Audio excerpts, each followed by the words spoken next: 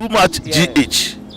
Many have come and many have gone, but you are a great kankambuka ability, worth being beheld by every optical nerves.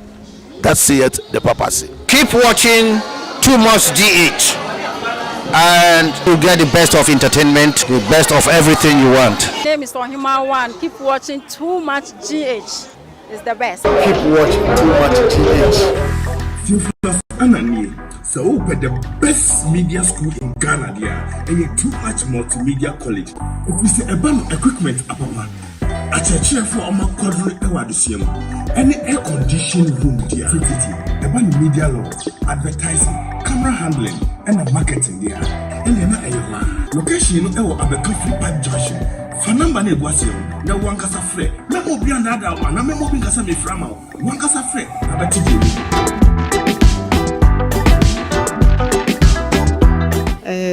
ene eye da a eye enibre da kyerese meba me dofo ni me bibia ne nana kwame Ampadu ene okọ mpanin dibre ade kesie na atoye ni olubo kesie tutu ewo ye busuanim dinana de nenwa the whole Ghana na the whole Africa betima ka say obi enu ha watwero nwum che nana kwame Ampadu obia enimne waye o my Africa wiase nyina eti papa ne de na metie me ne abre pa ebi se onyo no anka medin eni akiri sa because na ye nkola ye na se me kwasi bekun ye kosu ya pon abranyante na futu de ma ye futu de ma obi o problem bi obehu ne bia no onyi le tutwule enti edi eni abre eni green aba no oye japa ono na di mi raso jamo ono na tete me. What's your favorite food here?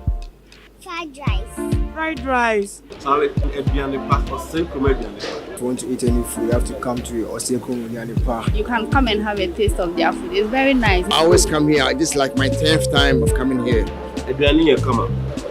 no ka de se aduane bia aduane pa bedidi wa o hwe nam na wele ye madie bibia na bia diwo aha na Steven Apia bedidi a e viral no I would order aduane you are bringing it right there at your doorstep enti aduane pa fie mum na mo be aduane pa na ha na aduane papa wo ye wo East Legon boundary road opposite the self-filling station.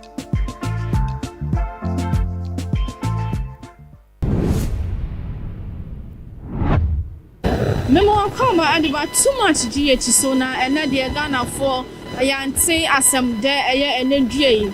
O my Ghana yesu ye near to atoyensem. Ayara husem and sense sia baby amigina de amigina ya papa Ampadu the legend. Wama Ghana for atenyompa anyom de na nifie na yaba aba bepie e wa hanum sei na yaba ya na chese ya papa wada ne nsa benkum so enti ye bo awrafie ne anya busuafo atwetwe nkomo na ye hu ne ekoba ya ne esi ya nsa na ya papa otwa nani ahwe ban na minim se onso no otie no anya sempa ama ore ahuhie ankasa because ya papa ne nwom de sebisebio ene no wada ne benkum so de enso anwuma ode agya o man Ghana ne wiase man de anya de a yewure ebetimi afikra enti enko ba bia bomode ana atena wa fidie no achi na di machi abra empress mi bawura ya papa Ampadu fie ne ane abusua atwetwe nkomo ye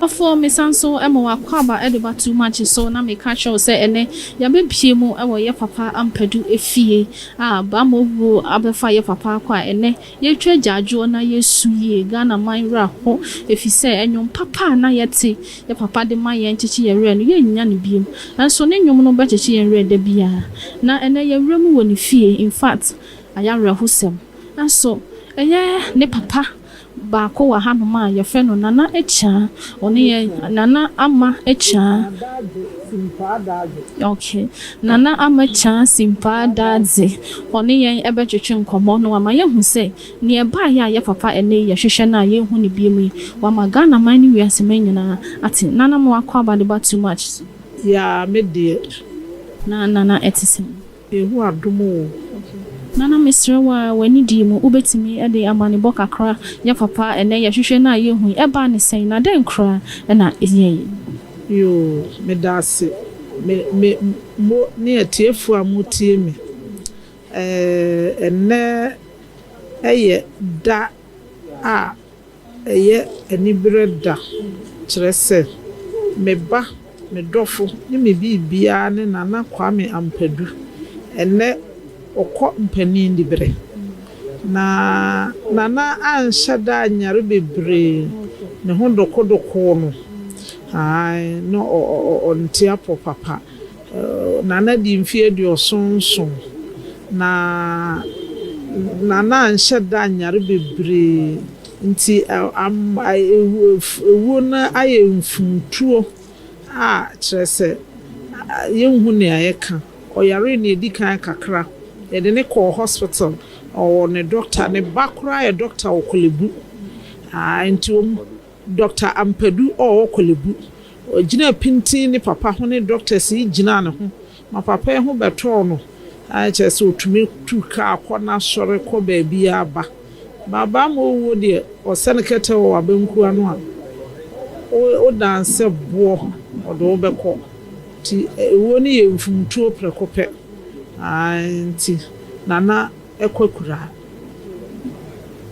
ekwekura sa ne ye nana esie na nana mesre na masenye bisa o se sisia ebusua ne emma